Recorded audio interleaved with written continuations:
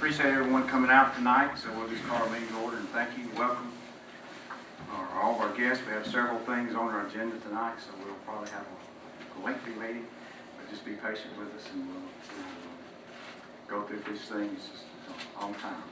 But this time I want to have a pledge of allegiance, then Brother Keith Fox is going to give ramification.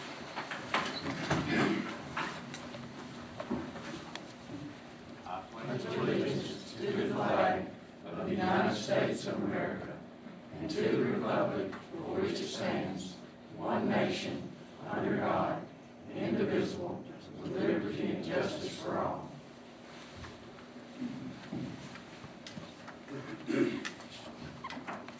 Let's pray. Father God, it's always with humility that we bow in your presence, always mindful of who you are, our great God, creator and sustainer of everything. We thank you this evening for our Lord and Savior, Jesus Christ. I thank you, God, for the privilege to serve you in every capacity. Father, I do thank you for these folks who are willing to serve this community. Father, always remind us to love our neighbors, we would love ourselves. To keep our community on our hearts and to place it high, Father, so that we can serve it to the best of our ability and therefore serve you. I ask you to bless each one, bless our mayor and our council, guide their thoughts and their actions, and just help them, Lord, to represent our city well. Bless this meeting this evening and all those who have attended. Guide us through this meeting so that you'll be honored and glorified with it all. In Jesus' name I pray.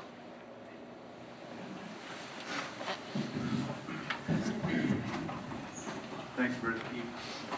We've asked you to keep a couple of times and you've been real busy, so thanks for coming tonight. Appreciate it very much. First item on our agenda tonight is actually having a public hearing at this time. And the first public hearing is the alcoholic beverage license of N&Z Retail Incorporated. This is the Max Media Mart. It's actually changing names. That's all it is a new lease under the ownership. So at this time we're going to have a public hearing about this. If there's any comments or need to be made about this particular I have a business. question about the alcohol ordinance in general for Scott. I don't know if I misunderstood or if I just don't understand, but I thought when we spoke before that each year the businesses would have to come back before the council. They would have to send out the letters. There would be a public hearing before the license were renewed, because you mentioned to me that in subsequent years there could be a problem, whereas the first time there might not be anybody against it. And that's correct. It is an annual license, so they Okay. have to come back and So go through the process. everybody that got a license before, everybody that got a license in 2012 should have already come back and done it. That's correct. In fact, we were in the process of contacting those to make sure that they were aware of that. Okay, so is this a new license or is this a renewal? I mean, how does this work? Were the people notified? Was everything done, or is this different? My understanding is this is just a transfer of the old license, and these N&Z Retail will have to ultimately apply for a new license as well. But my understanding is this is just a transfer application, and they have to go through that process. Then, when they get the new one, they'll have to go through notification, all those steps. Okay, so if the original license has expired, then they should have gone through those steps at this time, but we don't know that right now. Is that what you're saying? Yeah, they're just stepping into the place of the prior ones. So Then they can't get started. Is that right? And then they'll have to come back in and apply for their new license. Okay. What about the other? Like the other ones, when does they come back in? And They need to be coming in now. Because there were several that we did, or not several, I know that there were a couple that we did right after we took office, and then there were maybe one or two that we did in January of last year, and maybe one or two that's coming up in February, but we haven't redone those yet. And basically, those would apply for 2013, and I think we've had some coming in from the initial thing on Are the renewals due in January? March? Is it by March sometime? When we used to buy a license? It all, the process starts in January. I know it starts in January, but when does it end? No, I think everything goes January to December. We're in the process of contacting those. the But owners we of had a those certain length of time that we had to get ours. The Do they? deadline, the deadline you're talking about. Like the Yeah, business deadline. license deadline was January 31st. If we didn't have all of our business It's licenses. delinquent February the 1st. Okay, Okay. so everybody that hasn't Whatever. reapplied, is their license still good?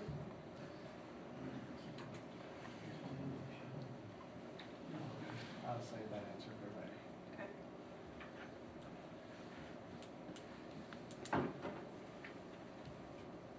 Was there any other comments on this? How much later? No problem.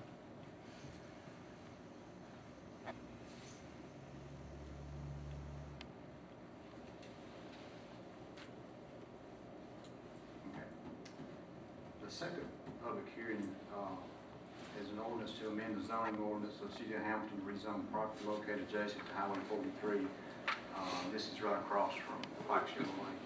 And at this time, if there's any public comments about this particular zoning to be rezoned, of course, we'll take it down in our agenda where we can approve it, but this is the hearing about this particular property.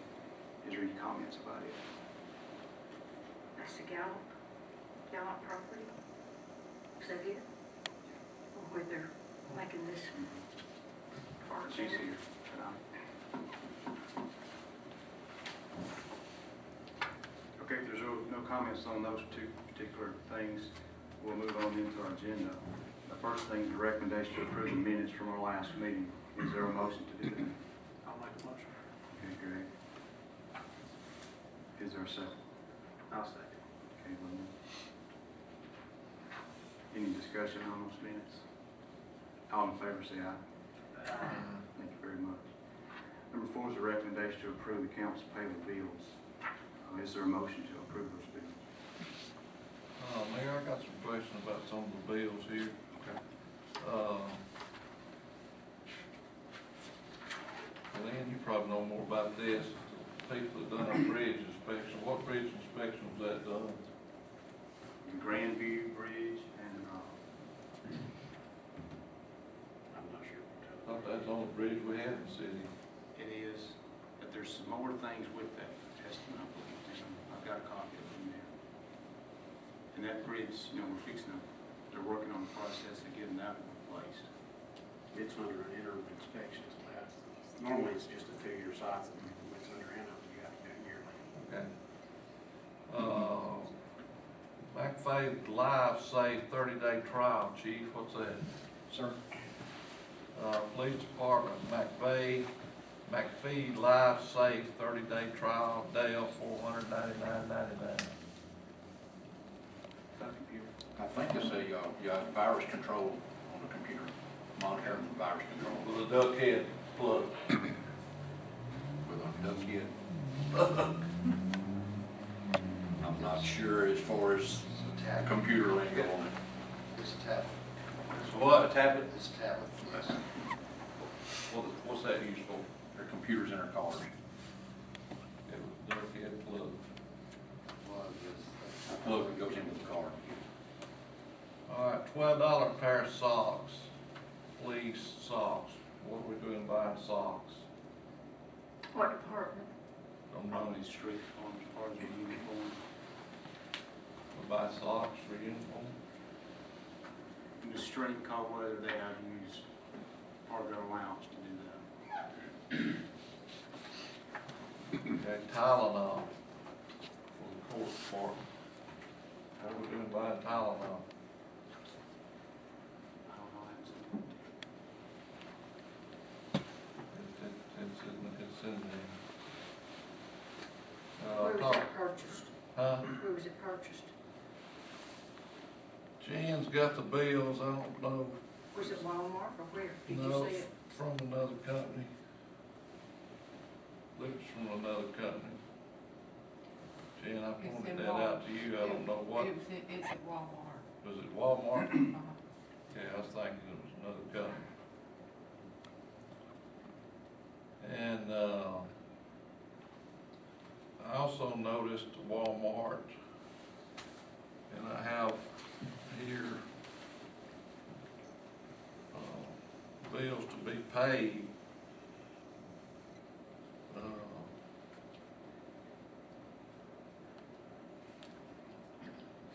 It was one 47-inch TV LED and four 19-inch LED TVs. Chief, can you explain? Where's that, Tim? That's for the fire department. They got a $1,000 grant from Walmart. And those TVs aren't TVs. They are, but they're not used as TVs. They're computer monitors. That's exactly What we monitor? Well, you got a computer. How They have many- usually How many computer computers we got over there? I don't know, four monitors. We got a grant to upgrade our electronics and, or out in the kitchen. We had a projector up there, and it was real dim and everything, and I applied for a grant through Walmart, and they approved it, $1,000 grant. We bought the 47-inch with and put it out in the kitchen training area where we have our training classes. And the other four were for computer monitors. Their computer monitors were $120 to $140, and these were $99, which we could use them on the computers. So we went with the cheaper ones so we could get four. Did this $1,000 cover everything? Yes. Yeah, it was $970. Oh, okay. But didn't we turn right around and buy a computer for $600 something? Yes, sir. For what reason? The one we had over there went out completely. That was after that purchase, the computer crashed.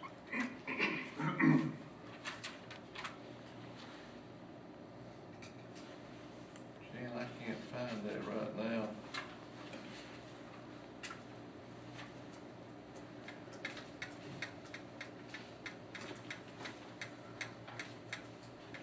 Yeah, it wrote down here somewhere, but,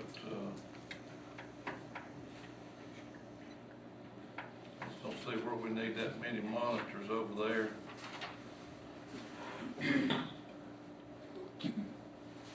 All you gotta do is go over there and look. Don't Over worry, there today and look, there's nothing wrong with it. don't worry, I'm going. Well, you should've went today instead of coming up here and doing it like this. That's all you had to do. Mr. Mayor, I'm not like you, I got a job. So do I. That's your job to go over there, I can't just leave and go over there. That's what the council makes for, us to ask questions. Yes, sir. I agree. That's what you asked for, and that's what I'm asking. Okay. And I believe we got an old helmet that was replaced, which we need to replace that. And TV mounts was $99 a piece. And what's the DirecTV, why are we paying DirecTV? That's at the water plant, sewer plant that we do is the same for, or not the same, but they have cable at the rec fire department. So that's what they have, because we can't get the cable. It's the same thing. Why do we have TV places where we're supposed to work? They do work. Well, why we got TVs there? They got them everywhere. They got them at the rec too. What, they may not need to be at none. Did that pay something? Do you want to do away with all of them? Yeah. I think we do, we don't, when you go to work, you go to work, you don't go to work, They do watch work. TV. They do work. But, I mean, we don't need to be paying these bills. We got people out here in town that's struggling to pay power bills in this cold weather. And we're up here watching TV and using their tax dollars to pay DirecTV. Some people ain't even got cable or DirecTV. They're on just cable. Now, can we buy this out of that fund? Jan? Out of the fire department equipment fund? Yeah. Yes. because it's equipment used for their training. Is that correct, Scott? So that's all that's gonna be used for, $970 worth to be used for training and nothing else.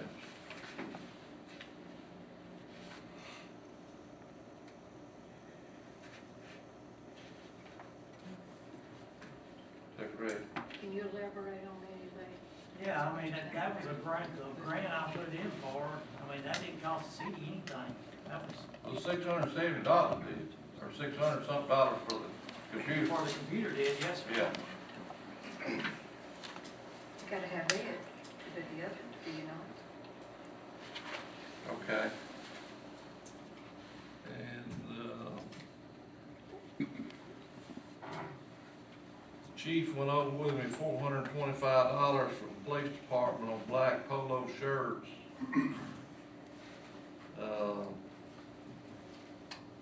That's not regular uniform.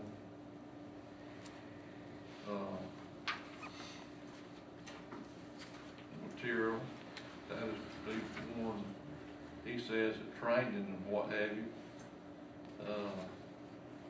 I believe we need to get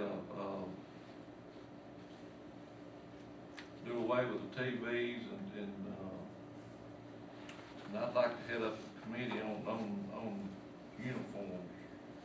Well, I wish you would, and we can get something. Get cheaper, to save cheaper, be cheaper buying and get us more better, probably better than what we've got now. And if the employees don't want to wear the uniform, that'd be left up to you. Make them wear them or buy their own clothes, but buying fleece caps for $18 and socks for $8. A lot of, I mean, you know, businesses don't furnish. And Francis found a ticket here a while back, and I never did understand what this for, where we bought underwear. And I didn't know, never did know what that was for. But, Well, I don't think we need to be buying personal medication. I mean, that's something that's shut by. And I think the supervisors need to tell their people in their departments that we don't need to be buying personal medication. Now, I don't know what it was for, but I'm assuming it was for themselves. And I've said it before, if we're going to be buying, I'm sure there's somewhere that this is listed of what is needed. But if this applies, it needs to apply to all employees. And I won't explain it any further. I think the mayor has done a good job. I mean, you have cut back on a lot of this stuff, haven't you? That you Quite a had bit. conversations on? We have had several, and we've cut back quite a bit. The So he's in uniforms- charge of the day-to-day thing about the operations. uniforms, Tim, is we don't have anything in writing. We have each employee and each department has a uniform allowance. Now, in the past, that's the way they've done it for years. They had something just started. So if you want to change the way they do it, then we as a group can change the way it's done. But it's hard to change in midstream. So if you've got any ideas of how you want to do it, then get with me and the council, and we'll come up with a plan that'll work, and that's what we'll implement. we got to change something after our first administration. We don't have anything in writing what is allowed in uniforms and all. When they rented uniforms in the past, it was $470-something per man. We're allowing $300 per person now, which is saving $100-something per person. But that was with the uniform company doing the washing and pressing, doing it all. That's what I'm talking about. We haven't said anything, that's what I'm saying, we haven't said anything to implement. Well, that's So if right. you want to That's change right. it, I think then we need to change set it. up something Okay? to look at that. Well, we can do that. Because I think it'll save us a lot of money down the We can do road. it. I I'm just saying it was cheaper allowing a person to have so much per year per person than it was to rent the uniforms all year. But you got somebody coming into town and they see a employee of City of Hamilton, they got something up here that says City of Hamilton, and, you know, dressed neatly, professionally, stop and ask a question, you know, that's a reflection on us. And, we need to make set a good example of what we wear. And as far as the bills,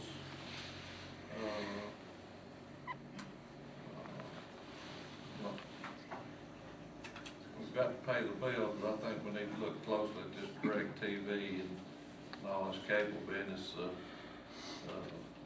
You know, I went back there the other day, the inmate back there watching Days of Our Lives.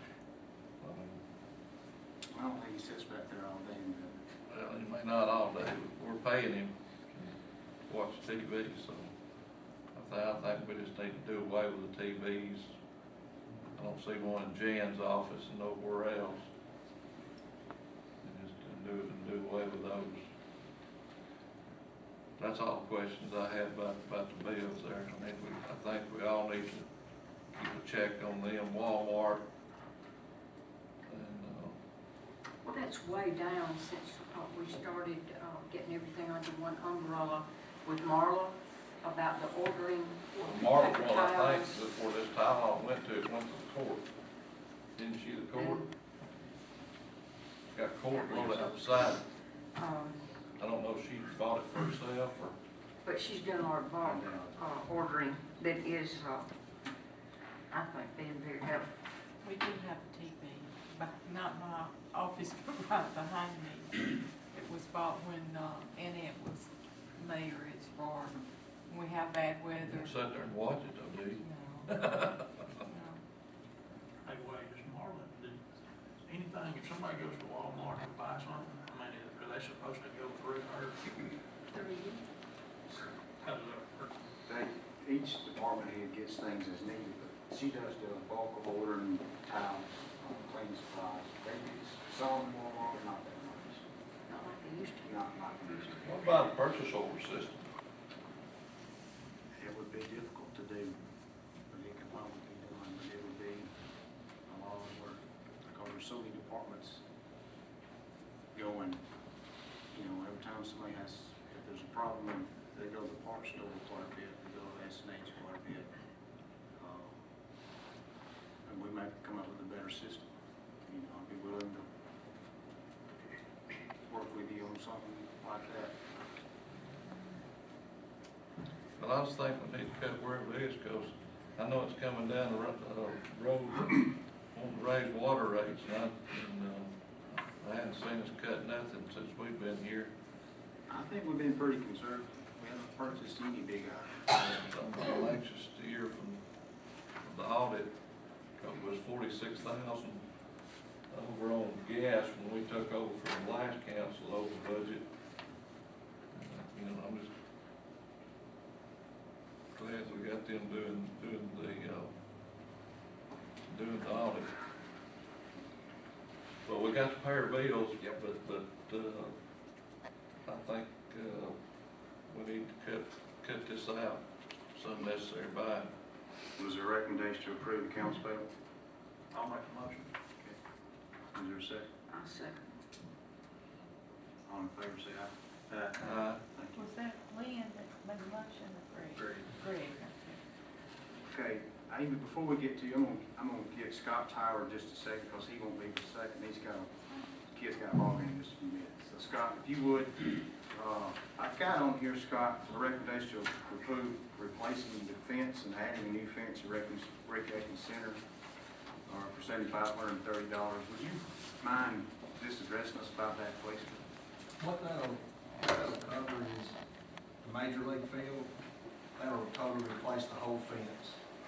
And then on the minor league field, it'll just basically replace from dugout to dugout. The rest of that fence is in pretty good shape. They're going to come back and do some tightening up on the fence, replace a few posts.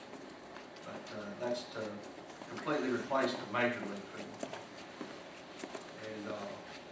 as y'all, I mean, I've given y'all some pictures, as you can see, those fences are in pretty bad shape, rolled up, and, I mean, Larry and them's done all they can to really repair those fences. It's just, some of it's a safety hazard, I mean, just, balls getting on the fence, and just needs something that needs to be looked at. And, just like to try to maybe get that done before we start practicing in March and, start playing games in April. I think it'd really help the looks of the fields now. Well, that's the reason we got it on the agenda tonight, if we get it approved, to go ahead and try to get the work done, because baseball season is very, very soon. Right. And, once it gets started, it'd be very difficult to put the fence up then. True. Because, like I say, this has been needing to be replaced for years. Part of the fence are rolled up. Well, there's no telling how long they've been there, ever since they was built, I imagine. How many years ago that was. We've got other quotes, you know, one quote was much higher than that. We tried locally, we've had some just didn't return phone calls, and then one showed up to bid on it, and they did get back to us with what the amount would be. Okay. Is this the place out of Tupelo? Yes.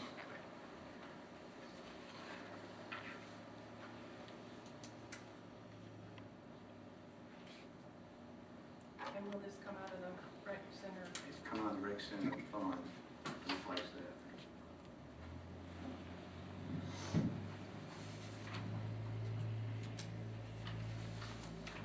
Is there a recommendation to approve the replacement fence for them? I'll make a recommendation for that. Okay. Is there a second? I'll second. Is there any other discussion on this? All in favor, say aye.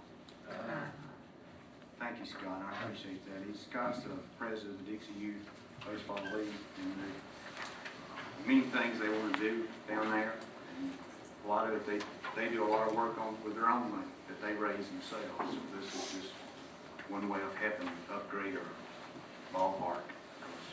We hope to be able to get some baseball tournaments there, and when baseball tournaments come, they bring in a lot of people, so we need to upgrade our facility as much as possible.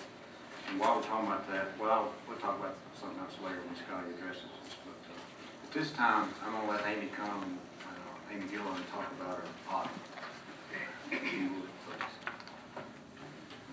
What do you think's the best? Maybe drop sit right there or get the phone going? Whatever you gonna do, Amy, I've got a mic if you need it. You don't need it? I think y'all can hear me good. Okay, yes, ma'am.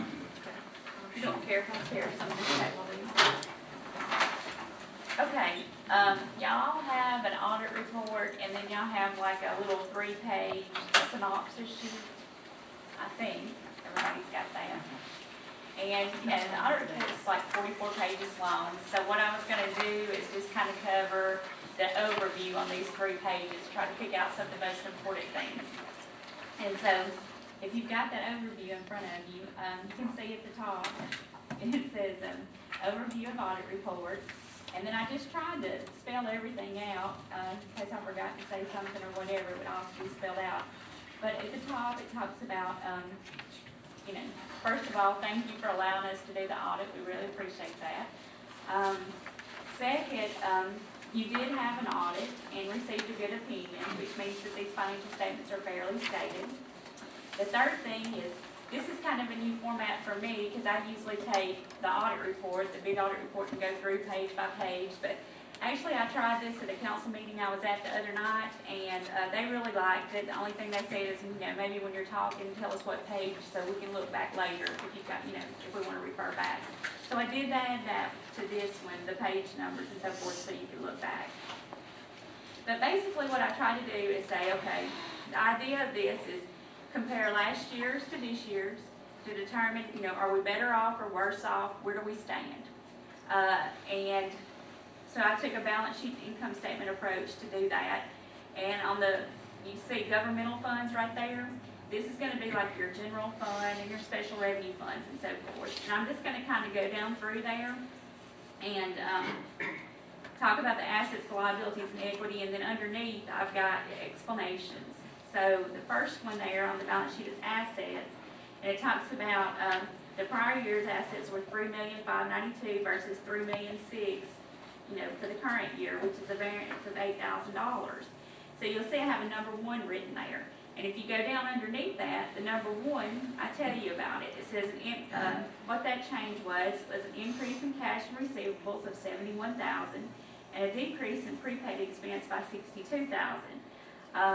And what that was is the receivables had gone up because some grants that we were waiting on money for, and then cash had gone up some because the positive bottom line.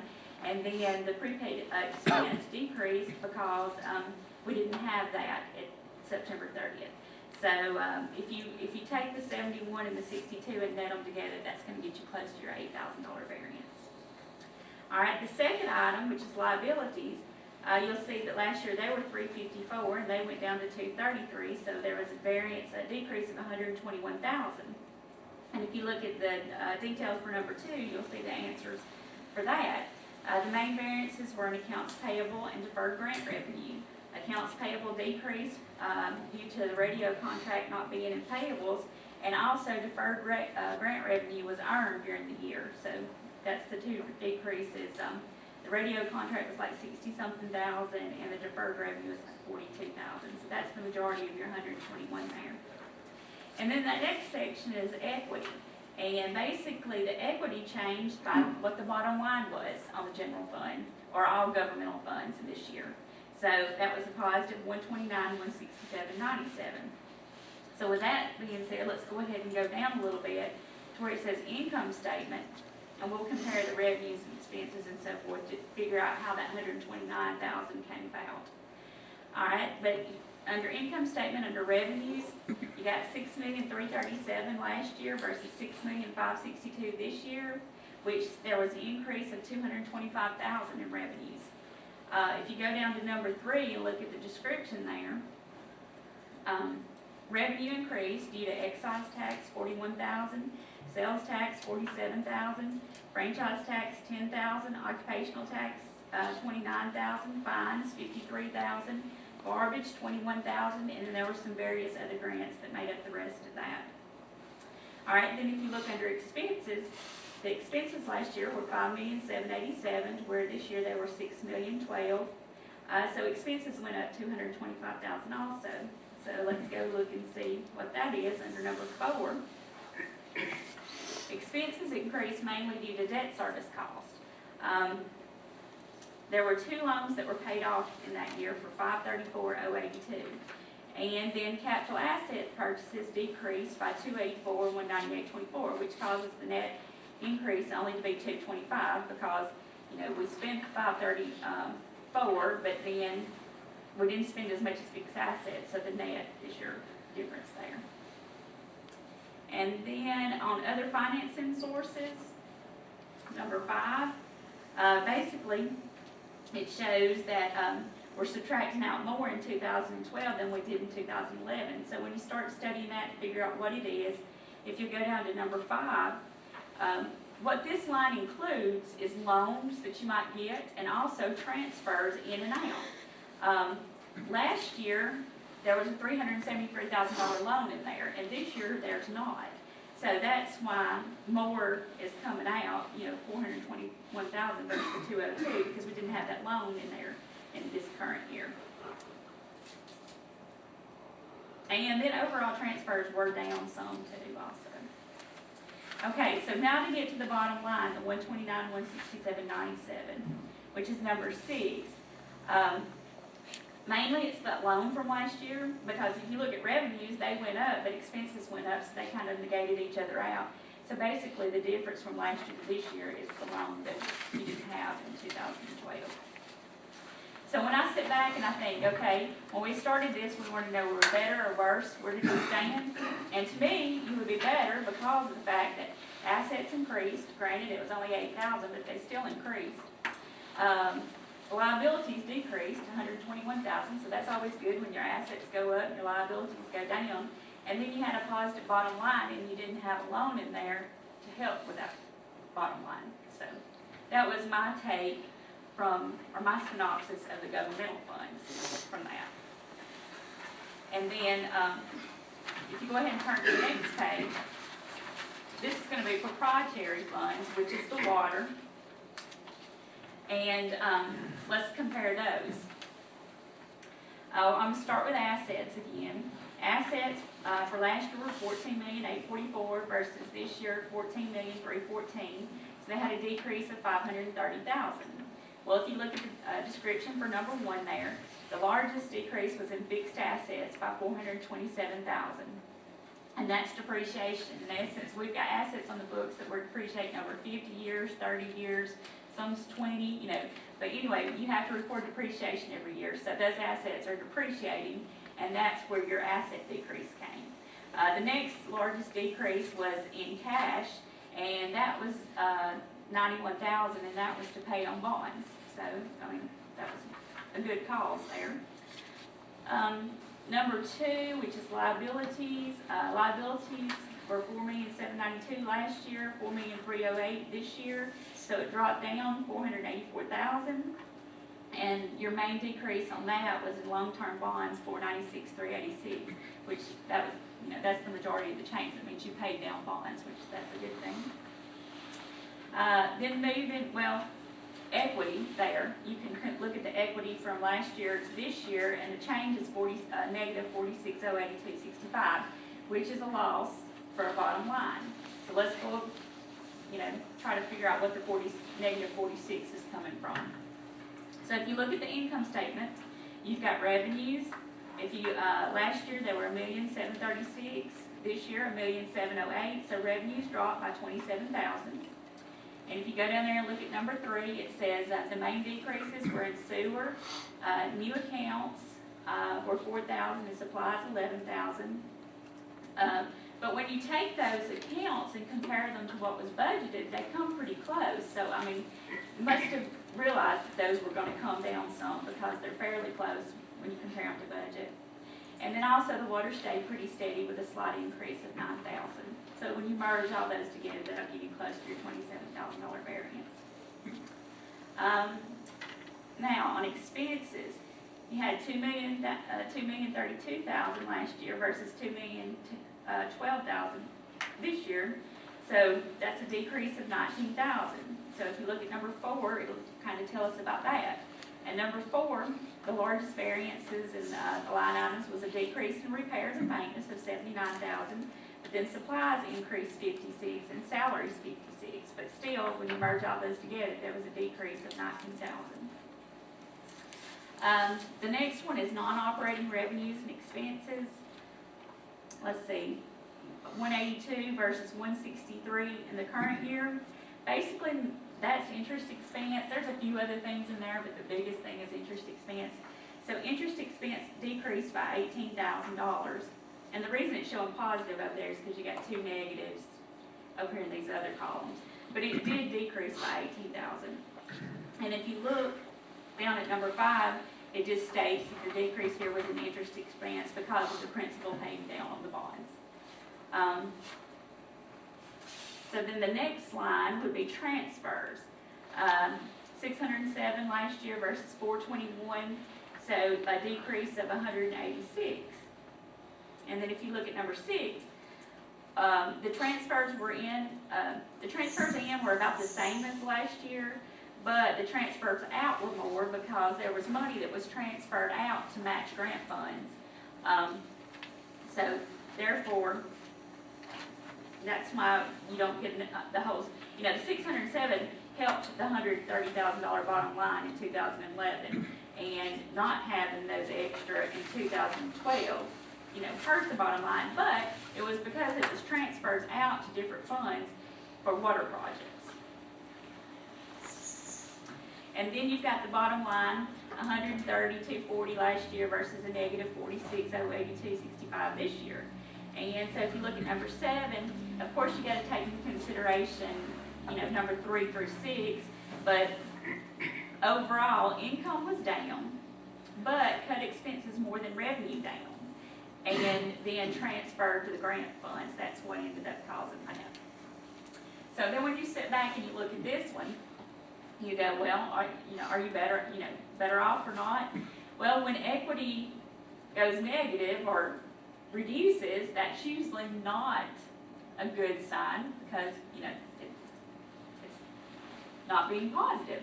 But I did want to bring out you know, down here at the bottom, I say overall less equity than last year, but there are some positives. Equity decreases because of depreciation, which is a non-cash flow item. And payments on debt is another reason equity decreased. Well, you know, that's a good thing. You want to pay down your debt. So, I like to pay down debt. I think that's a good practice for anybody. So that, you know, that's positive. That's two positive reasons why it decreased. Equity decreases because of, I already said that.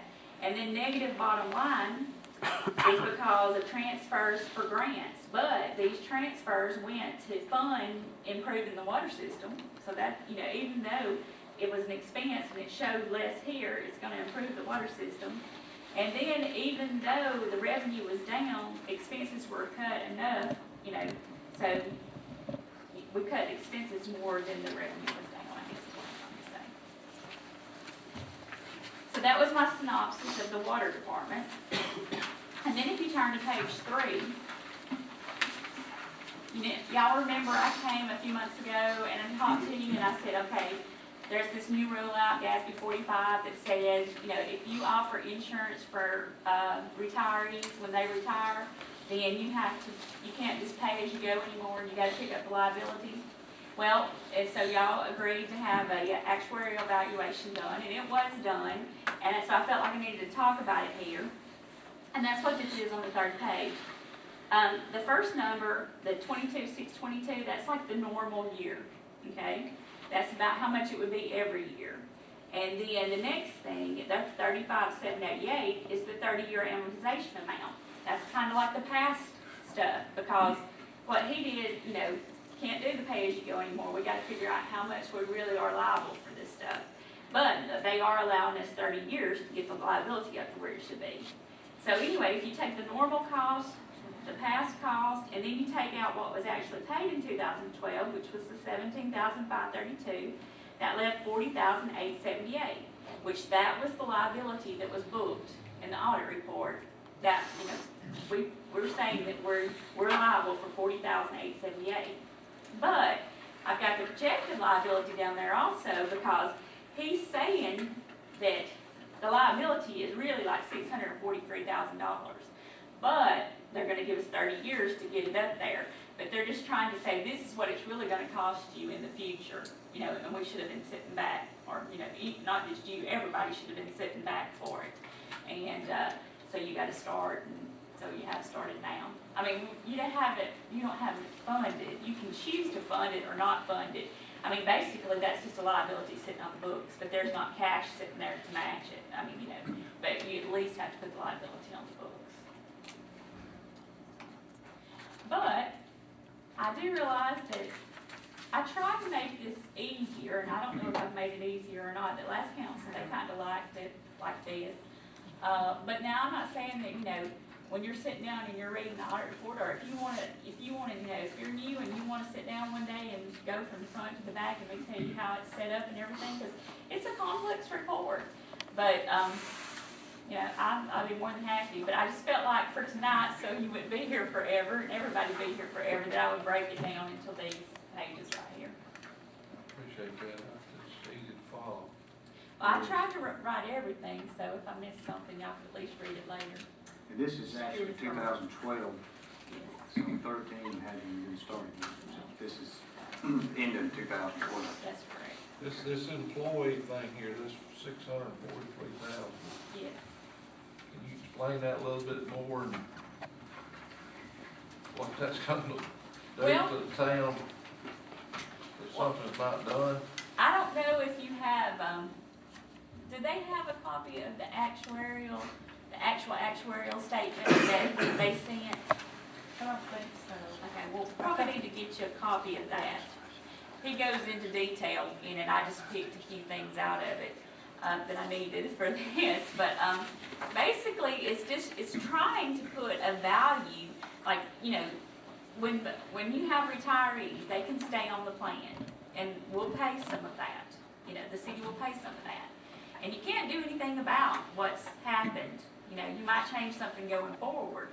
You know, a higher date after such and such, you know, stop doing or whatever. I mean, I don't know. I'm just trying to tell you options. But he is calculated based on mortality cost, insurance cost, all these, and that's why I'm asking, you know, if you see his report, it'll tell you exactly what all he's based all this on. And he estimates that the 600, you know, that's the liability.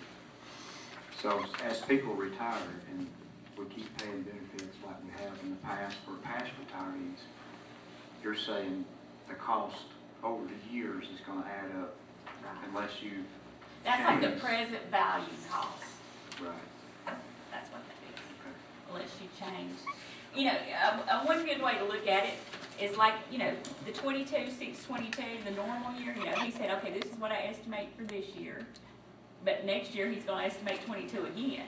And then we gotta pick up the 35 year. It changes a little bit. It's not amortized just over a straight 30. It must be weighted. But then he's saying, okay, but I'm giving you credit for what you actually paid out, you know. And then 40,000. So it's, he went ahead and sent 2012 and 2013, because he knew 2013 was gonna have to be done pretty soon also. And, it's gonna be another, that'll end up being 80,000 that we've gotta put on the books. You know, another 40 to build it up to 80. We're trying to get to 600 and something to cover what they project the cost is gonna be. It's a way of just protecting that benefit to the employees. That they're making us set that money aside rather than each year us making the decision to come up with that money. This forces us to go ahead and put that money aside so that the employees can be assured that that money will be there when Is they that retire. what Bronner's talking about in the RSA, the city's gonna have to pick up more and for the employees not to do like Michigan and Exactly. Fair Hope or whatever to cut out, Exactly. cut your retirement in half or not, or do away with retirement altogether. Because some of these big towns have filed bankruptcy when they found out what these liabilities are, and they had to put them on the books, and then it just, but Gatsby's moving more and more to everything they can find, you know, they're gonna put. Like, for instance, on the retirement plans, they tell you how much you've gotta put over there, you know.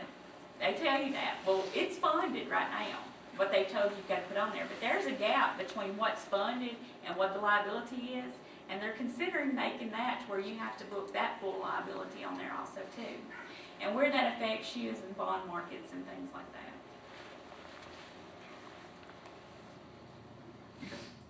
If you was drawing, to some places, if you say you was drawing $3,000 a year in retirement, some of the towns will have to cut it in half, 1,500. Away with it altogether. We sure don't want that to happen. Well, I don't know how you could do it going backwards. I would think it would have to be like, you know, anybody hired after X date, you know.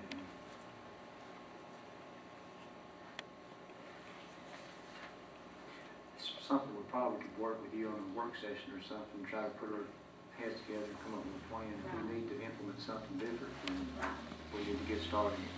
And I think Scott Fontenot, who helped, you know, who did that evaluation, he would be more than happy to help too. So your advice is that we need to do that? Do what now? You advise us, you think we need Well, I to mean, you start on should it? at least consider it and see.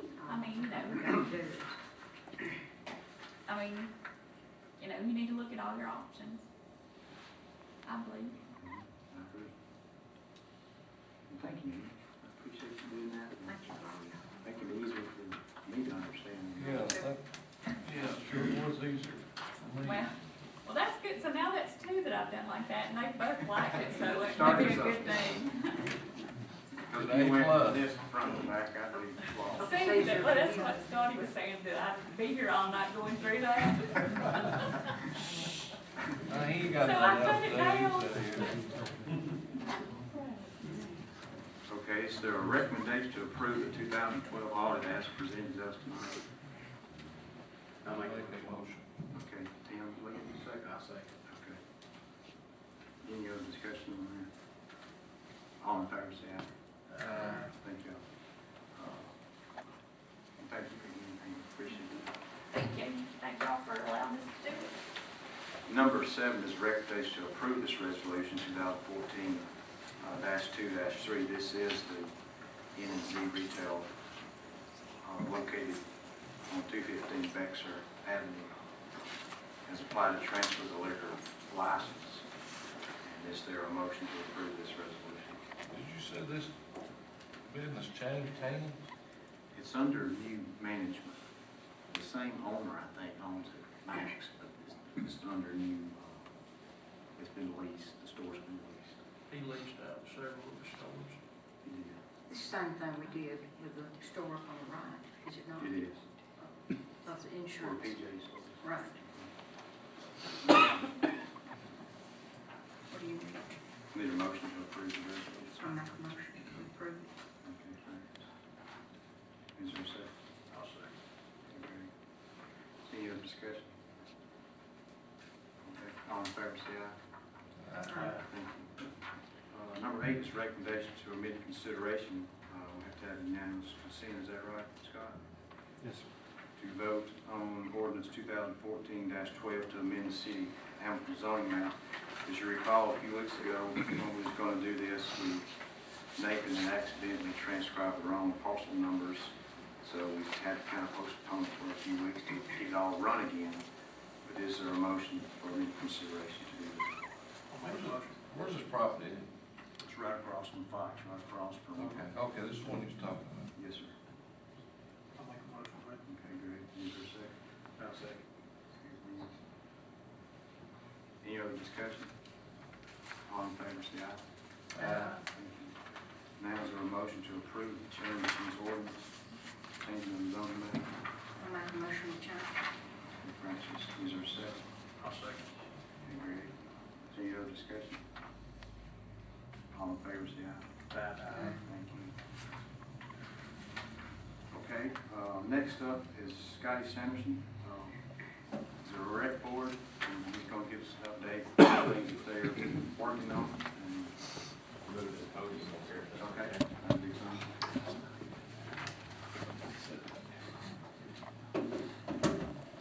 First of all, I'd like to thank y'all for approving the fence tonight. The rec board didn't have a whole lot to do with that. We did discuss it in the meeting. That was one of the Dixie Youth and Larry getting some quotes and prices together, to thank you anyway on that. Just a reminder, we don't have a regular scheduled meeting. We just kind of meet as needs arise. And I'll send text out, asking if anyone has anything they need to discuss. I feel like that would keep the members maybe in longer instead of having a meeting every month where we really don't have anything to discuss. So we just kind of just, call meetings when seasons are approaching, make sure everything is taken care of. And the last meeting, I think y'all got the minutes to those. We went over some old business, which was talking about the need for the softball fields and baseball fields over by the elementary school to be striped. And Larry had updated us, I think, whenever they do the striping for downtown or something, that they were going to do that over there. Yeah, when they stripe the downtown with new, after it's paved, and some of those, was the parking lot you're talking about, Scotty? Right. Stripe? I thought we'd get a quote on it then, because. What's happened in the past is, I think we've done it on our own, but we really don't have the, especially on that gravel, that last time it was cleaned off and it was painted, but there's really a need for that over there, because whenever there's a baseball game and a softball game going on at the same time, there are cars parked everywhere, and it's hard to get in and out. But I noticed whenever it was painted the last time, it's probably been a couple of years ago, it really cut down on the people, parking illegally in there. They actually parked in the parking spots. It was a lot easier to get in and out. We discussed the code contract and the replacement of the scoreboards, and we updated all the members that they're supposed to be installed by the end of this month, I think. We went over, we was talking about starting a volleyball league, and we still in discussion on that.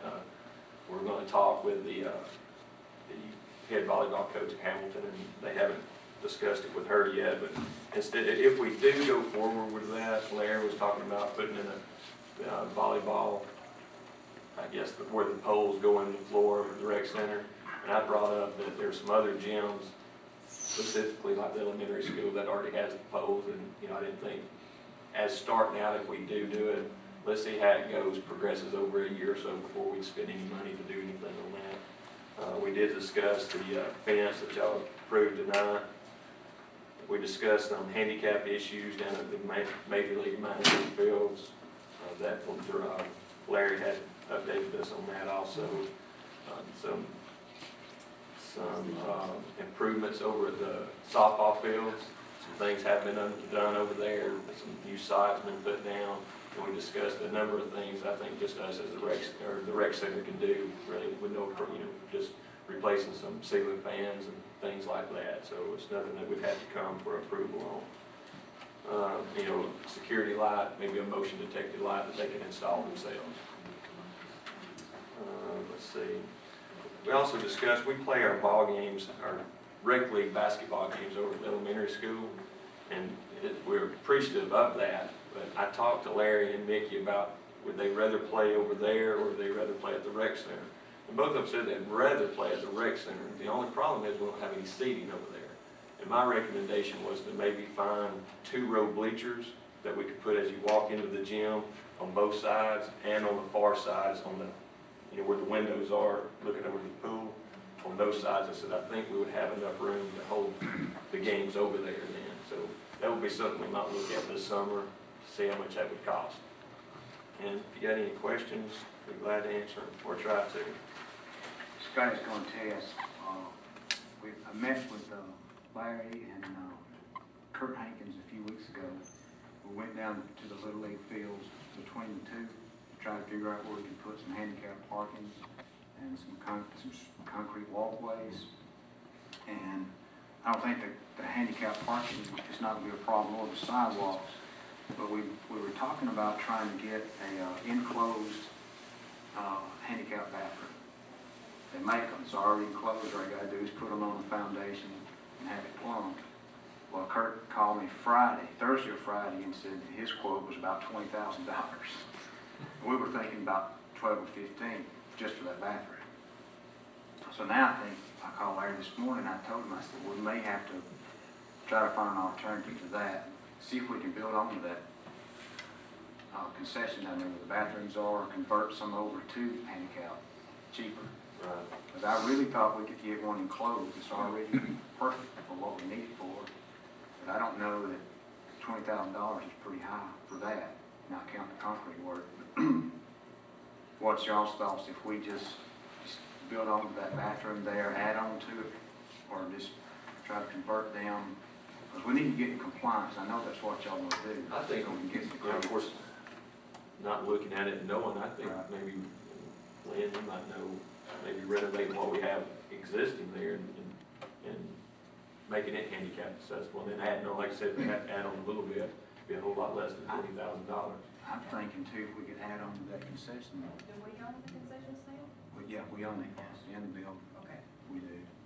Is there money? But Kiwanis building with this back. There's room? Oh, there's plenty, I of think nothing but there's room out there. If you had to come out, but, and There's a lot of room in there, you could probably change the way it's set up, and might not even have to add on to it. even the concession stand area, there's a lot of wasted space in there. It's just, it's as big as that, the whole place up there is huge.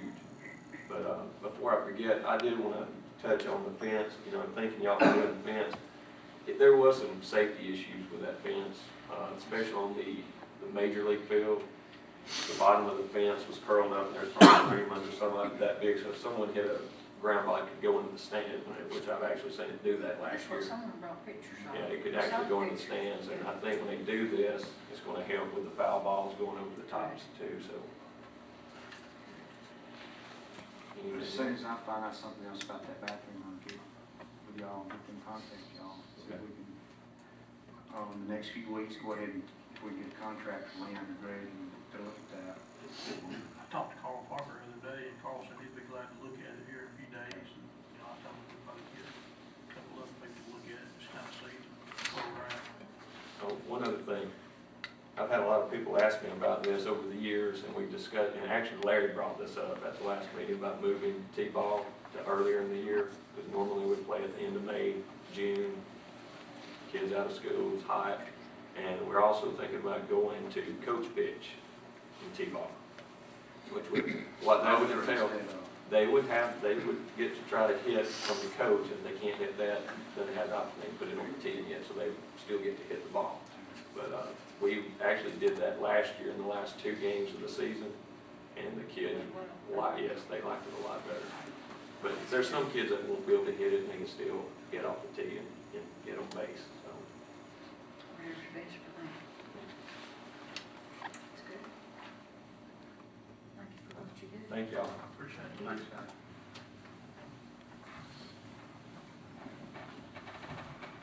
Okay, thanks, Scott. Next on the agenda is Maul Mender. I just come in here, you can brief us on severe weather preparedness day. And I've got a proclamation that we can approve. But you had contacted me, and I know you and Greg is working on. You can tell us what's going to happen.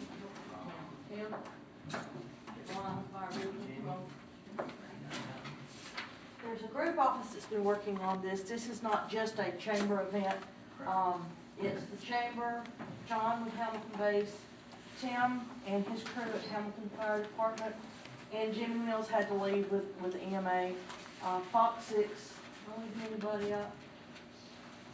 But there's a group office that are working together, and I left out Greg. Who's the most important person, the one that has the place. But we're working together to host a severe weather preparedness day for Hamilton, and it's not just limited to Hamilton, it's for the entire community. This is not just a, quote, chamber event. Greg has formed a very good, and Motorsport Superstore has formed a very good working relationship with Fox 6, JP Dice, Wes Wyatt, their storm team up there with the installation of the camera on the Marion County Courthouse. And we began talking about the possibility of getting them to come up and be a part of an event here to raise severe weather awareness, because it's getting that time of year, and we're actually going to be a week out in front of the week that the state EMA has set for preparedness in the state of Alabama.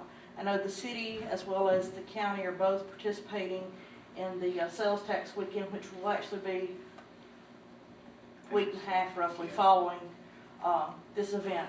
But I have made the statement repeatedly, it seems that the only time that we ever get Birmingham media in this area is when it is something negative. So we are pleased to have the opportunity to have them here for something positive. And we want to encourage everyone to come out. It's February the 13th. It'll begin at 11 in the morning and go to 6:30 p.m. At 1 p.m., JP Dice is going to do a roughly 1-hour presentation. And then at 5 o'clock, Greg Kennedy, who is the mayor of Smithville, Mississippi, is coming to make a presentation. Fox 6 will be going live from Hamilton at 5 p.m., 5:30, and at 6 p.m. And so throughout the day, we will be programming weather radios. If you have one, you want to bring it. We will program those. If you do not have one, we will have them for sale that day. We will also be assisting something a little different that's usually not done at a lot of these events. We're going to assist folks with their cell phones, tablets, any type of electronic device. So we just want to encourage everyone to come out and represent Hamilton, but more importantly, to participate. We will have information on severe weather preparedness. We'll have a list of the items that are approved by the State Department of Revenue for the tax-free holiday that will be coming up. Jimmy had to leave. He had a church meeting that he had to get to, but he wanted to offer his thanks for the city being involved in this event and helping to prepare not only Hamilton, but the county, the entire community for severe weather, because we all know we've all been affected by it here. We all have friends and neighbors who've been affected, and preparedness is the key, knowing what to do. And like I say, being prepared, we'll have sample emergency kits that people can look at, a list of those things that you can put together, because it needs to be put together for what best helps your family or your business or your church. And one thing is, we were meeting, I guess it's a couple weeks ago in preparation for this, one thing that Jimmy did state, we were talking about everybody who has a cell phone. he made the statement that he 100% stands by everyone should have a weather radio. So even though you may have a cell phone and we may help you program it up or whatever, he strongly encourages everyone to have weather radios in either, like I say, your home, your place of business, your church, wherever you're at, and then obviously to have a plan. So we just want to invite everyone and encourage everyone to come out and welcome Fox 6 to Hamilton for all the right reasons, and to also come and just partake of, you know, the knowledge that you can learn through this And event. they'll be able to program radios there too. Correct, correct. Well, thank y'all for putting all this together, and thank you, Greg, because your relationship is what kind of helped get this thing kicked off. Absolutely. So I appreciate that. Greg's got to know JP Dice pretty well, so that kind of got it started. And thanks to Yeah. Mobile Sports. Oh, I know, that's true. Having- Yeah. That's a big That's deal. good. Sure That's is. good. Good. Okay. Thank you. Okay, next on the agenda will be to designate February 13th as Severe Weather Preparedness Day. Is there a motion to declare that day? That's the Thursday. Well, I see it now. Okay. I'll make a motion. Okay, is there a second? I'll see it. Okay, Francis, any other discussion? All in favor, say aye. Thank you very much. Number 14 is the recommendation to increase Angela Owens' hours to 32 hours per week and increase her rate of pay to $9 per hour. Here, go ahead. What is her current rate of pay, Jen? When did we increase that? When we voted in December, it She was got an paid. evaluation and, step raise. So, she got a superior step raise and she got 2 steps according to the police department's pay scale. They have a different pay scale than everyone else. They get superior, they get 2 steps. Is this Okay. before she? And actually, you're hearing this, so, you know, is this before she left and went to Wrangler? She's, not, I wasn't aware of it. I don't know if anybody on the council was or not, and then come back. She never left and went to Wrangler. She fulfilled Yes, she did, obligations. she left, went to Wrangler. She She- hired on at Wrangler. She went to work at Wrangler and stayed up there approximately a week. But it was, she done it on her time. There was a notice turned in to me or anything for her leaving this job. Is that normal practice? Well, she didn't. It would be like having 2 part-time jobs. I mean, she had a full-time job. I guess she, if I hired in full-time there and worked part-time here. Well, I understand there's a lot of work back there, for this job. Why not make it a full-time 40-hour job? That's a decision you guys make. Well, I'm still confused. So, do other part-time employees get this evaluation and step raise?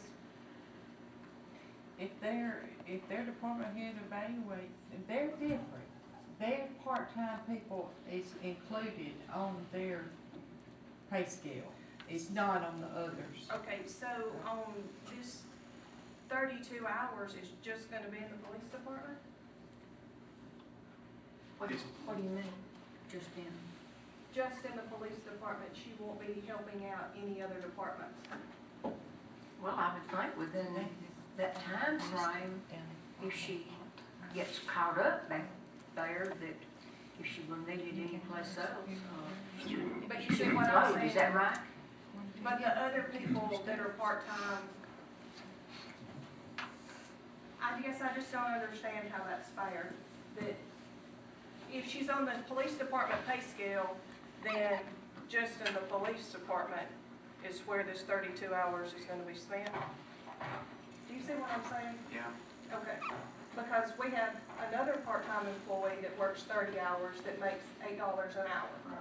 So, and then we have one that works less than 20 hours that makes $7.25. I think she makes $8. $8.50 on Brenda. No. Brenda, Brenda. 7.25. Brenda, oh, I didn't know who you're talking about. Brenda makes 7.25. But Mary makes 8. But some of this comes in under, because it's the police department, right? And the So that's what I'm pay asking, scale- is the 32 hours just gonna be spent in the police department? It's not gonna be just spent in the police department, it's gonna be in judicial related. It's gonna be in the areas of us trying to get all of our alias warrants in line with the court system. She'll be working in conjunction with Marla. I know She can't instances work where with Marla, that's conflict of, on cases now. she can't replace Marla, but as far as her going up there and going, comparing our file system with Marla's file system and clearing up our alias warrant list, which, who's come in and paid, who we have on our list, and who's come in and paid, we can mark them off our list and keep a current updated list on that. She can also work in Marla's office to take and help the individuals whenever Marla's not in office. She can assist the individuals coming up to the desk and filling out the little envelopes to put their fine money in and placing it in the deposit box, or they can put it in an envelope and she can put it with the file system and set it aside for Marla to make it correct. Can we postpone this and you get us a job description? It's entirely up to you guys. Motion. We was told when we gave Marla a raise, that's what that was for. This is mainly because they're behind back there in the police department, Tim, that they need her. You can't just make your decision on what's gonna be today or next week. It's gotta be on down the road. And you all know that she is computer savvy. She is very articulate. The last job that we assigned her to do, she is articulate, professional, and if we lose this girl on this, we're losing a real gem in the, to help Kathy. Kathy's one of the most dedicated employees in the world, but she's older than Angela. She's not gonna be here forever. So I'm trying to think ahead, and, Well, I quite think you're frankly, trying I to think make the this department personal, is and completely. this isn't, I mean, to me, you're trying to make this personal. It isn't anything personal to Angela. I just need to understand. I want to know what she's going to be doing, because honestly, I was confused. I thought the $8 an hour for part-time employees went for her and for Mary and what they were hired in as. I didn't understand that she, being part-time at the police department, would get these step raises. One of the things also is Kathy is sitting on a gold mine of off time right now. And if something happens or she starts taking her time off, then we won't have anybody operating our system back there. We won't have anybody answering the telephone or anything else. After hours, we roll over 49 bases. They give immediate calls out to our officers. But as far as my office system, administrative system, it will be virtually dead in the water in there. Well, it's rolling over 8:30, 9 o'clock, 9:30 during the day, it's rolling over to the fire department. Something wrong with the phone system here. Nobody's picking up and answering the phone here. Not in my department. She's here 5 minutes late every Well, morning. I said something's wrong with our phones. But all jobs are not the same, and, this particular job, I think, deserves a lot more than that. And you can't compare every part-time job to the same pay. Not compared. We told Greg, you asked something about that. Why was we told about, we had Marla raised up. It's not to help Marla unless she's not in It office. involved Marla, too. It was told to us that to give Marla the raise, because she was having to do this. Francis, now you know Well, that. and she Because wasn't, she's ordering the supplies and stuff. she Right. was increased in more work in that order. It didn't have anything to do with her Well, doing more work in the We police all know, department. we all know what this is right here. It's What? politics at work. Politics, It's not. Yeah, it is. Well, that's your opinion. Well, go 40 hours and post it. We passed it last week. Is the, I want to know how the That's why you police get around department feels about this. you're the ones that's gonna be directly involved. Would you benefit from, extra help back there? Because I understand that you're behind in paperwork. No reflection on Kathy, love the girl to death. No, Tammy, it's not personal. I wanna know if you feel like you really need this work, because when she gets caught up back there, she knows this, that she could float up here on lots of things. There is more to do up here. We're behind in administration up here. Quite frankly, we need another one up here, but we'll never get it. She's not gonna be assisting Marla other than when Marla is out or whenever they're coordinating our warrant list or whatever. She will be the person up there when Marla is gone to school for certification or whatever, you know, and we can work that in, because if an individual comes in to pay on a fine and they walk up, that window's blank, nobody's in there to take the money, then they're gonna stick the money back in their pockets and they're gonna go on. And then whenever we pick them up on alias warrants because they didn't pay a fine, they say, well, I came up there that day and that lady wasn't there. Well, all I'm asking for is just a job description. I think it would be a great policy for the city as a whole, starting this year. If we're gonna hire somebody, if we're gonna increase their hours, we need to know what they're responsible for doing. Just like, I think Tim's working on something with his volunteer firemen. We need to know what people are expected to do, or what we expect them to Maybe do. we could right now, Tammy, ask Angela what she does, because I'm sure it's gonna be a continuation of what she's doing now. Well, all I'm asking is for the chief to put something in writing, or the mayor to put something in writing, and just so we will have a job description. And I think it would be a great idea, like I said, as things go on, that everybody have a job description. Everybody needs a job description.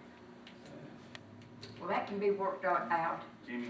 overall thing, rather than singling out one person. She would basically have the same job description as Kathy right now. Okay, does Kathy have a job description Yes, though? she has a lot of stuff on her. But I mean, is it written? That's what I'm wanting, is No, something Tammy, written. no employees. Have a written job That's description. what we're talking about, written job A description. written job Yeah, description. no, we can get that up, but the thing about it is, if Kathy right now had to go to the hospital and went to work, our system's shut down. Because Cause she none of y'all not do it. She only knows half of the job right now. That the duties that Kathy gives her in a part-time thing is all she knows right now. She needs to be fully trained all the way across the board to be able to do everything that Kathy can do. Because our systems are upgrading like this right here.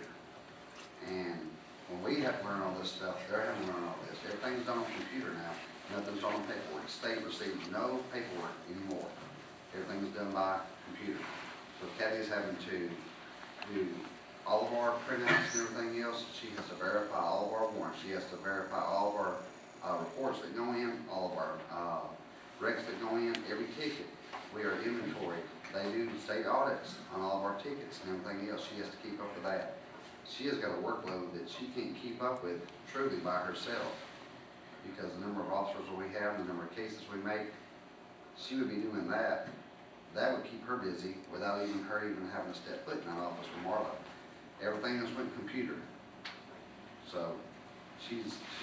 I mean, you don't have to plead Angela's case. I'm I'm pleading just her case. wanting a I'm job just description. But I I'm mean, just pleading that's the it. case that we. So you want to limit what everybody can do? Up there. I want a minimum requirement, not, Sound like you're Not trying to limit inclusive. everybody to certain things. but similar to what we saw, maybe from the street department, where things are divided out and people know, you're expected to do this, you're expected to do that, a minimum. He says he can get us one. Well, that'd be great if you want to start getting up one for the whole city.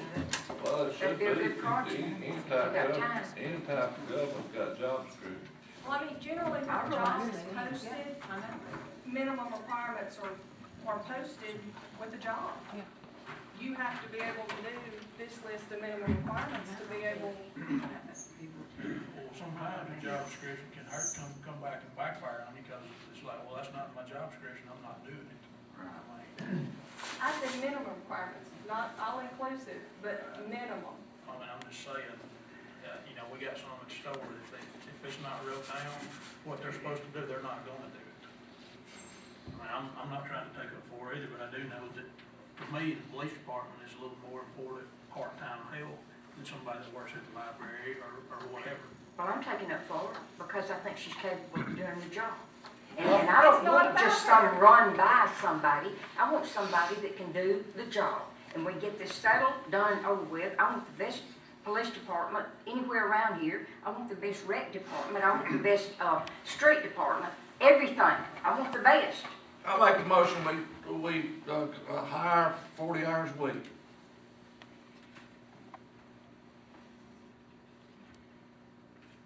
If you want her, there's a recommendation on the table, hire 40 hours a week. I'll second it. You guys got to post it. We just passed it last week. She said You're hiring tonight and I've got to post it. Huh? she's not. You're hiring tonight and I've got to post You it. gotta post a job, full-time job, we passed it last week. We've got 32 hours down here's what the mayor has recommended. And that's the reason that's down there to get around posting. Well, she's already I working. think the minute said to post all jobs. Did it say full-time? Post all jobs. Yeah, okay. Well, somebody's already here. You don't have to post nothing. This is just to, In the police department. For grade one.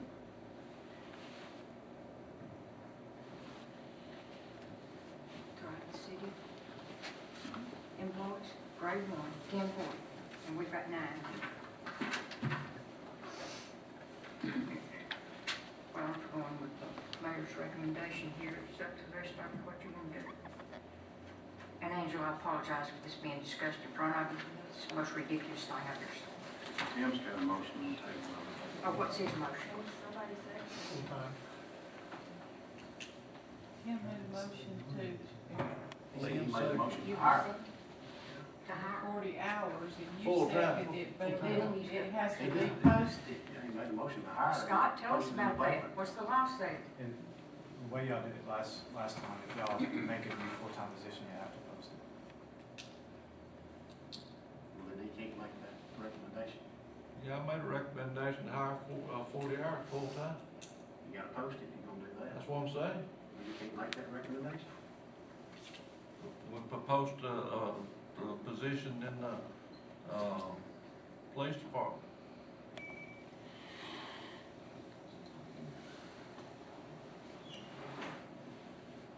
That would seem to be counter to what you passed the other time though, because you're talking about posting and hire somebody full-time, you post a position.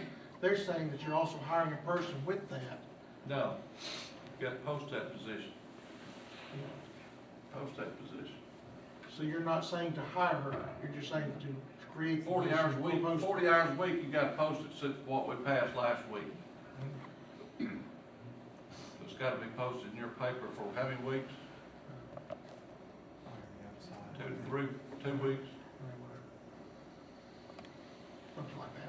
Are you gonna fire her? Huh? Yeah. Are you gonna fire her off the 32-hour job? No, she's part-time. I mean, I was just wondering if you're gonna have to get rid of that 32-hour person. She's just working, what, 19, Angela? She's just working 19. Full-time employee. What, Shane? So if she don't get the job, you gonna have her at 19 hours plus another full-time person? That's right. That's what it sounds like. No, you wouldn't have to have.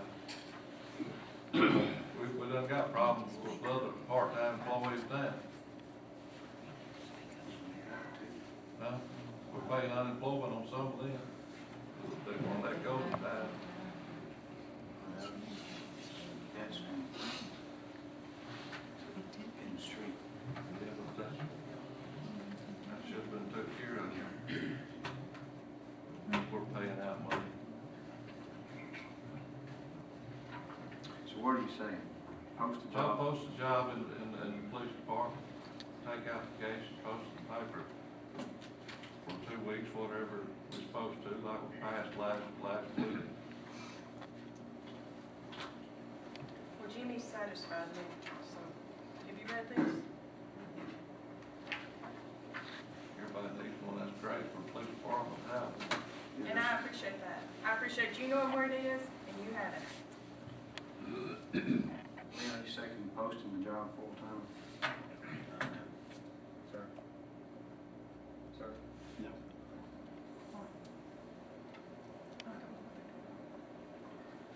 He's not seconding Tim's motion to post a job full-time. He done made it. Yeah, but that wasn't what was made. I mean, it was made to go in higher, right? To hire. I didn't say hi. You didn't say 40 hours. Got that 40 hour job, I'm sorry. If it's that much work back there, well, y'all thought we need somebody 40 hours. Was there a second to Tim's motion to help post it full-time, 40 hours?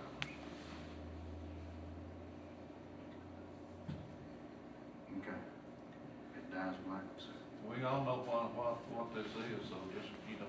Tell us what it is. It's getting around what we passed the other day, Francis, that's exactly what it is. Do what you need to do. No, sir, that's not what it is. Yes, it is. No, We sir. just passed it last week, and you done, go ahead, I got some other things I want to talk about anyway. That's depending if I want to let it go through or not. It's on the agenda. Yes, sir. Yes, sir. And I'm gonna talk about it. Tim, I'm over the agenda. I can allow or not allow No, anything on it. Yes, sir.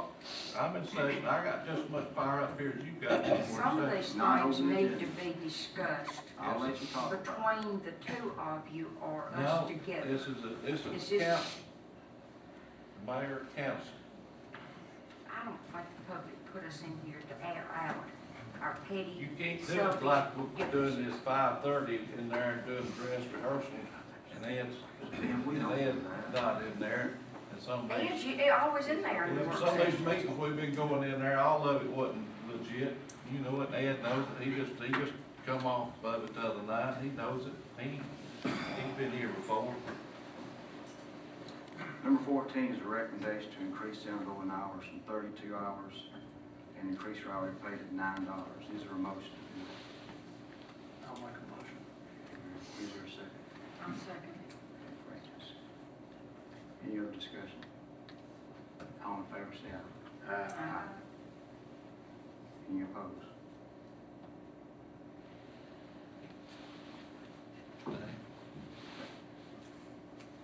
Why are you abstaining, Tim? I'm just curious. Why, I mean, does this affect you personally, monetarily? I'm just curious. Abstain. Can you just abstain just for the sake of it? Yes, I can. Well, I felt we need to abstain one way or the other, whether it's right or wrong. That's No. fine, you go ahead. I'll change it Go for you, ahead. Francis, I'll change it to no. Change my vote to no. Okay. I think that's a courageous thing of you to do, is to either Since vote you're the one way mayor or pro the other. tem, I'll change my vote to no. Let's move on. Well, you can be mayor pro tem if you choose. I've not done anything. If you'd like to do it, Let's move on. excuse this. I'm sorry. I apologize. All right, Tim, you want to talk about portable building? I got a call on some portable Shane's here tonight, I believe, that he got a building up there, it looks pretty good to me. But when I talked to Tim Fry says he didn't want us to approve it. I said, after I went and looked at it, I wish I would've had him put it on the foundation. And it's not safe. And you told me you was told to approve it. No, you asked me who approved it. And you said you did. You said, I did. and you said you didn't want to. So why did you approve I it? said after I went back and thought about it, when me and you had that conversation, after I went back and thought about it, I wish I would've told him to put it on a foundation. So it's not safe then? No, I'm not saying it's not safe. That's just my feelings on it. Well, I talked to Barrett, and he said that he wouldn't approve it. So we've got to get something here, because Watha's name was brought out before, and Steve Rogers' name's been brought out before for his metal buildings. I believe by you, Francis. So now we're gonna have to do something, and I have no problem with Shane's building. I looked at it, it looks great. It does, it's pretty. I'd like to have one. The thing about this was never a storage building converted to a home. It was built from the very beginning. It's like a log cabin, like two halves put together. Correct, on skids. Yeah, but it was built to live, it had been lived in before. It wasn't nothing like, in the past, it had been converted from a little old shed. The building It wasn't that a Steve shed. Rogers has built is safer than what probably that is. I think I visit, what, 2 by 4 walls? And Yes, two- ma'am, 2 by 4 walls, 2 by 6 ceiling joists on 16-inch centers, 2 by 8 or 2 by 10, I can't remember, 12-inch centers in the floor, double studded around the sides, metal roof insulated. It not being safe is an opinion, it's not a fact. What are you It's planning Ken's to do opinion. with, Not that Ken's, ma'am, what are you planning to do with, I had a family moving Underneath. in, I had a family that's moving in, right? I have other rental properties, and I have a family that's moving in. I know, but what are you planning on doing with the underneath there? I know it's on blocks. Yes, ma'am, it's on piers. I mean, Oh, okay. I have other rental houses that have piers that doesn't have what he's calling the skids. The floor joists run this way, the skids run the other way and give extra support for it. So I you see. put the piers up there. Now, if you didn't have those skids, a lot of times, and I got a duplex that's like this, where it doesn't have that, and it's right up against the joists, it'll cause humps in the flooring. You may have seen it in other houses where the piers are. This is built very well, and it's built to live in. You wouldn't see a storage building like this right here that you're gonna store stuff in. It's got This is windows, the Amish type building, isn't it? Like they sold it. it's a Mennonite cabin, is what it is, Tim. Have you seen it, Tim? Yes, You went by it? yeah, it's good. And, you know, it's not I don't think anybody that goes by there will have a problem with the building. Now, before I put the building there, I made sure my landlines were, and I talked to one of the neighbors closest to the building and made sure, and if I'd got any indication that he was not wanted there, then I wouldn't have put it there. There's a double wide across the road, within 200 yards, there's a single wide mobile home. And I think that a lot of it doesn't come from, there's probably not 5 cars go down that road. And what's happened is somebody has talked to somebody, and that's why we're here. It's a dead end, isn't it? Yes, ma'am, it's a dead end. And as somebody, for whatever reason, I would not have put that there. This house is on my property, and it's within 200 yards of my house. And I can assure you, if anybody ever moves in it, and is a nuisance, they'll be gone. I wouldn't put up, especially being that close to my house. It's very safe. It's very economic. It's you know, whoever's in it's gonna, you know, it's just a really nice little 2-bedroom, 1-bath house for somebody to move in. And you probably never tried to rent here lately. There's not even places to rent Hamilton. Now I can go out and get a job tomorrow, but you won't find a 2 or 3 bedroom house to rent that looks nice. Not this nice, I can assure you. You know, when I brought up before about, you know, putting buildings behind the house to, maybe put your elderly parents in like a little apartment, you know, I got to kind of make fun of them. Somebody on the board up here said they put them in a nursing home. Is this going, so this means we can put them in the backyard now of houses? Huh? The zoning ordinance says no to that, I'm pretty sure. There you go. But this is on its own. I know it. Right kind, Tim, the right kind of building. in the backyard. They're right, Ken. I mean, I'm not gonna vote for just a metal building being thrown, put somebody in Just there. cause it's got metals to the plywood. Well, I mean, if the inside's finished, yeah, I realize that. I know a lot of houses on that side have got Yeah, metal. And I so it's the same understand. thing, that's what I've said before, all along. You need to allow that. If you know, and if he owns his own land, do what he wants to, the way I look at it. Well, as long as it doesn't disagree with the ordinance, then I would agree with you. But Tim telling me he shouldn't have done it. No, Tim's not telling you he shouldn't have done it. You're I said I misunderstanding drove what he's saying. No, he What told me, Tim's- no, you went on a phone call. No, but what you said No. right here, you tried 2 or 3 times to make him say something he didn't say. He What he said- said was, in hindsight, if he had to go back, he may have put it on a concrete slab. Not that what's there is not safe, because if you'll go around, you'll see a lot less than what's on it. That thing is I under understand well that. He said, and is but- inspected. He said. That's what he said in hindsight. He did not say, Tim has never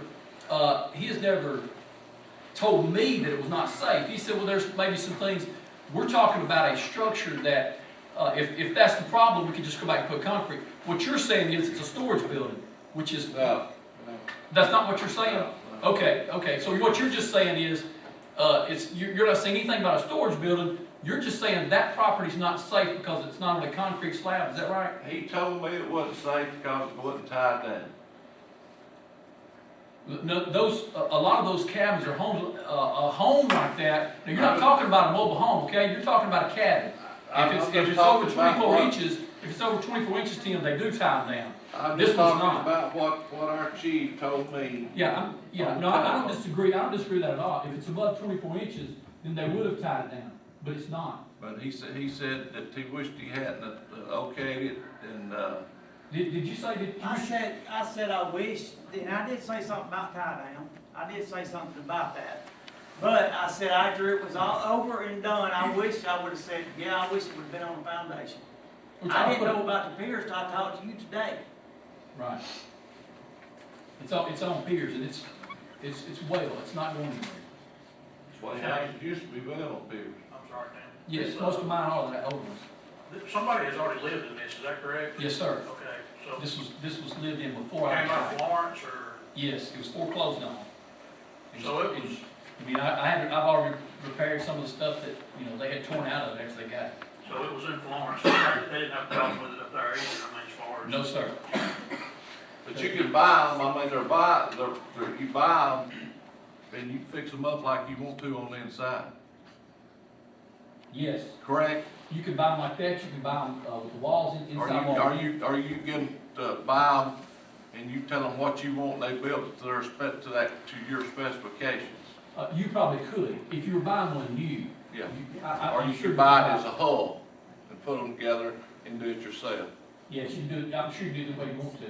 I didn't buy this like that, so I wouldn't know those facts. But I don't have a problem with it. I do have a problem if somebody wanted to put one in their backyard for an elderly parent. If y'all not gonna go along with this. And I know a man told me this week that he probably would be putting one in. I told him I didn't care what it was.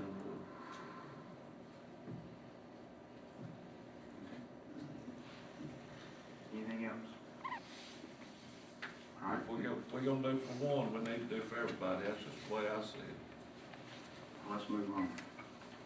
All right, what about employee vehicles? Okay, you said you was gonna park at we had talked about employee vehicles. You said you was gonna park some employee vehicles, but I hadn't seen any parks yet. Someone's been used, what's the word I'm looking for? Some other council members is aware of it and spoke to you about the same thing, that it, improper use. I haven't seen any proper use of vehicles.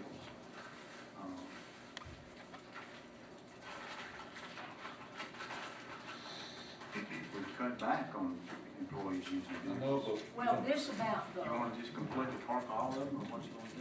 Well, that's what we talked about one time. That we talked about with the fire department about, and I started questioning that, but when it came down to it, I was informed that they could get to a fire or a emergency if they had their vehicle with them. Well, I certainly not gonna be one to slow down that, and I think that's, is that part of what you were talking That's about? one part, but they're not, there's nothing in those trucks to help put out a fire. They put them in. They are, aren't they They put their supplied turnout with? gear in them now. They were riding around with no turnout gear in it whatsoever. No, that was in my truck when I had loaned my gear out on that call we discussed. But you got turnout gear. I do now. That was just one thing, and they have some other things. Well, there's been some issues, in my opinion, like them, I'm not necessarily pointing fingers at the fire department or anything like that, but I know there's been one that I've seen on Sunday afternoons, going back and forth. I would suggest, I'm assuming it is, they're not working on Sunday, I mean, I don't know. Do your officers drive their car when they aren't on duty? They do, if they're technically to be cleaned up, oil change, tires changed, something of that nature. But as far as driving it around town, no. That needs to be done on duty. Well, it takes away from the service provided to the public. Well, we got extra cars. We, all that, we don't need to be getting caught up in that, they're working without getting paid. They do it as a matter of pride to take care of their vehicles. But we got vehicles they can ride in. You get one done a day. Don't take long to get oil changed. You know, we thought you'd handle it, Mayor, but we hadn't brought it up. Tim, I've been handling it. And you know, I don't micro every single employee. And I think they've done a good job. I don't think there's been abuse. I don't know if we should punish everybody for No. one or two people that's abusing the system. If they're abusing the system, we need to let them continue. Well, if you can pinpoint particular ones, then they need to be brought in, or the supervisors. What about, Talk to them about it. are we still leaving the fire department unmanned going to lunch? Yes. I thought we had that stopped, Mayor.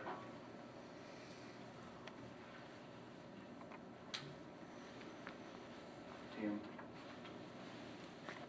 they just go to eat. That's it. Or what we can do is leave somebody at the office. Ain't gonna get them something to eat, bring them back there, eat it there.